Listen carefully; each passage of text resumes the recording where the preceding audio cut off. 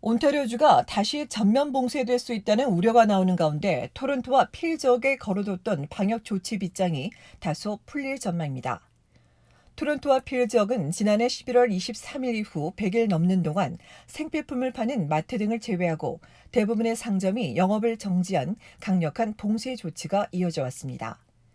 다음 주 월요일 스테이홈 해제를 앞두고 각 지역 보건당국이 그레이존 재개를 정부에 요청했습니다. 당장 레드존으로 재개하고 싶지만 변이 바이러스 급증으로 인해 너무 성급히 풀면 바이러스가 재확산할 수 있다는 우려 때문입니다. 이와 관련해 온주 정부가 내일 최종 발표할 예정인데 그동안 지자체 보건당국의 요구를 수용한 점으로 미뤄 그레이존 재개가 유력해 보입니다. 이에 따라 상점이나 캐네디언 타이어, 가든센터 등 매장들이 제한된 인원으로 문을 열 수 있을 전망입니다. 실외 모임은 거리 두기를 지키며 10명까지 늘어나고 종교와 결혼식도 실내 10명, 실외 10명으로 제한됩니다. 하지만 식당과 술집, 임용실, 헬스장 등 대다수는 적어도 2주 더 기다려야 할 것으로 예상됩니다. 코로나 팬데믹 이후 지금까지 토론토에서 코로나19에 감염된 누적 확진자 수는 98,409명이며 2,665명이 희생됐습니다. 또 필 지역에선 62,951명이 감염되고 모두 625명이 숨졌습니다.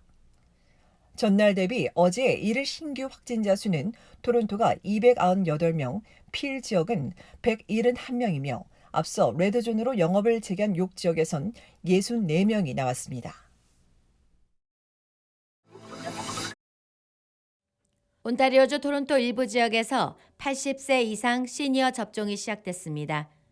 토론토 동부 지역 마이클 게런 병원 맞은편에 마련된 접종 클리닉에서 80세 이상 시니어들이 백신을 맞았습니다.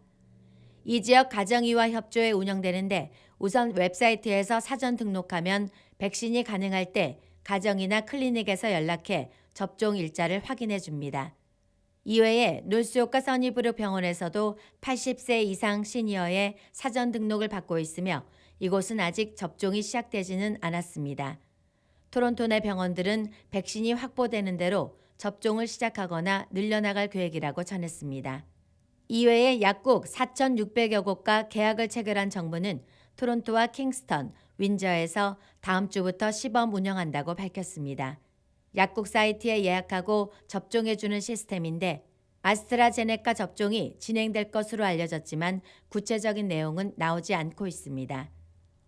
이처럼 병원과 약국, 공공의료기관 등에서 제각각 접종 예약을 받을 것으로 알려지면서 혼란이 가중되자 야당은 정부에 종합적인 접종 계획안을 촉구했습니다. 정부는 가이드라인대로 진행되고 있다고 하지만 일반에는 공개되지 않고 있습니다. 이런 가운데 온주에서 지금까지 백신 1,500회분이 벌어진 것으로 드러났습니다. 750명이 두 차례 맞을 수 있는 분량이지만 정부는 용량이 부족하거나 저장 또는 접종 문제로 인한 것이라며 매우 낮은 수준이라고 강조했습니다. 어제까지 온주에서는 백신을 접종한 사람은 75만 4,400여 명이며 이 중 26만 6,710명이 두 차례 접종을 마쳤습니다. 미국이 5월 말까지 모든 성인에게 백신을 제공할 것이라고 밝힌 가운데 캐나다는 올 6월까지 적어도 3,200만 회분의 백신을 공급받을 수 있을 전망입니다. 연방정부에 따르면 이달까지 파이저와 모더나에서 600만 회분이 도착하고 4월과 6월 사이 2,300만 회분을 추가 공급받을 예정입니다. 또 아스트라제네카 백신 340만 회분이 조달될 예정입니다. 이를 기준으로 보면 캐나다 대이 이전에 대다수 국민이 한 번 접종할 수 있는 3,240만 회분이 제공되는 겁니다. 이에 저스틴 트루도 연방 총리는 백신 조달이 계획대로 진행된다면 9월보다 앞당겨 백신을 접종해 줄 수도 있을 것이라고 밝혔습니다. 최근 미국이 승인한 존슨앤존슨 백신도 정부가 검토하고 있고 향후 2주 안에 사용 승인이 날 것으로 보여 백신 물량은 더 추가될 가능성이 높아졌습니다. 이런 가운데 아스트라제네카 50만 회분이 어제 인도에서 도착했는데 오늘 오전까지도 접종 대상자는 발표되지 않고 있습니다.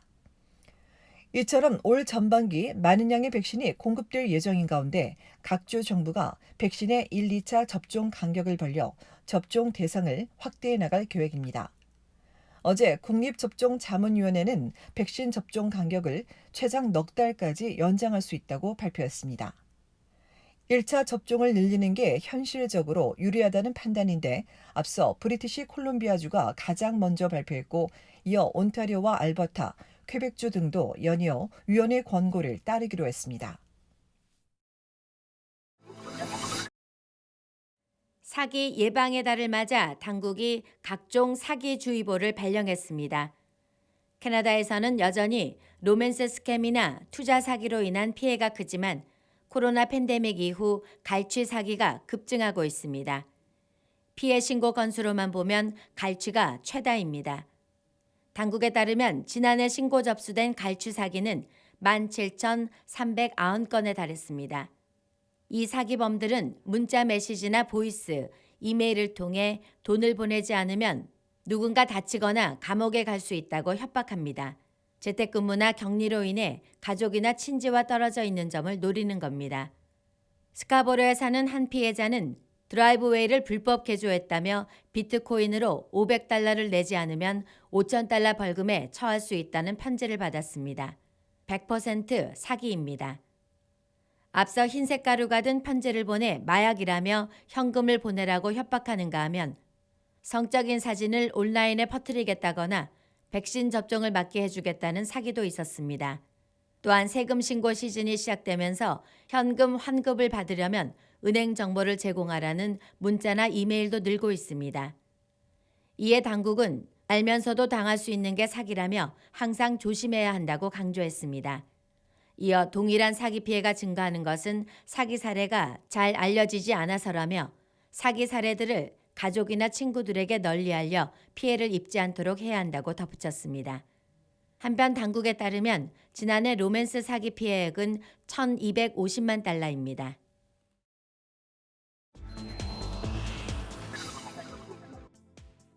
오늘 새벽 4시 온타리오주 놀수욕 셰퍼드와 제인 인근에 있는 한 가정집에서 불이 나 50대 남성이 목숨을 잃었습니다.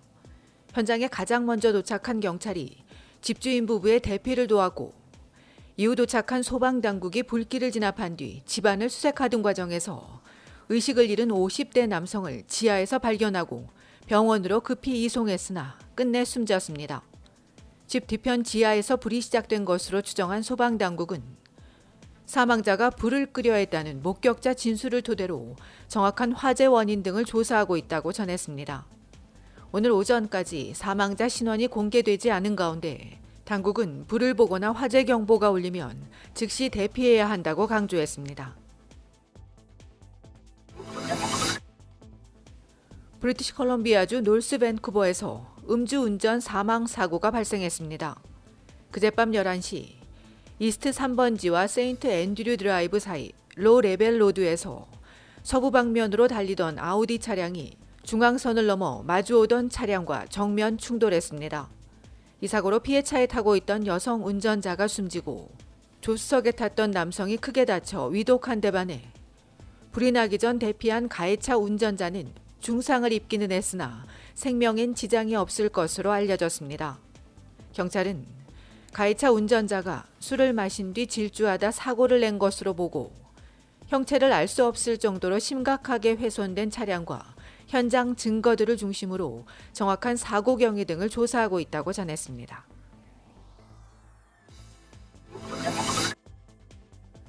브리티시 콜롬비아주 메트로 밴쿠버 학교들에서 변이 바이러스가 추가 확인됐습니다. 놀스서리와 프로스트 로드 초등학교 이외 코키틀람에 있는 사립학교 아치비숍 카니와 메이플 크릭 학교, 버나비에 있는 말보로 초등학교 등 10곳에서 변이 바이러스가 확인됐습니다. 확진자들을 대상으로 감염 경로와 접촉자 등을 역학 조사 중인 프레이저 보건당국은 교내에서 전파된 사례가 없는지 추가 확인하는 한편 확진자가 나온 학급의 학생과 교직원들을 자가격리시키고 검사받도록 조치했다고 밝혔습니다. 한편 어제 BC주에서 나온 신규 환자는 542명이며 7명이 추가 사망했습니다.